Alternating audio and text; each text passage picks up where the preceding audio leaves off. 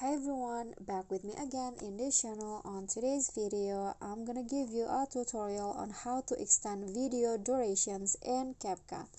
So as you now can see, I've already imported a 7 seconds long video, and if you want to know how you can make it more how can I extend the duration, so you can do it by adjusting the speed of the video. So you just need to click on the video and go to speed and choose normal, and here you need to make it slow so that the duration will be extended. So here I'm going to go with 0.5 like this, and now the video will extend 2 times from the previous durations like this. And when you're done, just click on the check icon.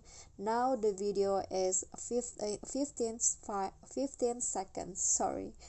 Okay, so that's the tips for me to how you can extend the video duration in CapCut. Thank you guys so much for watching. If you got any question, feel free to drop them in a comment, and if you think the video is helpful, don't forget to click thanks, like and subscribe for more content. That's it for me today. See you guys next time.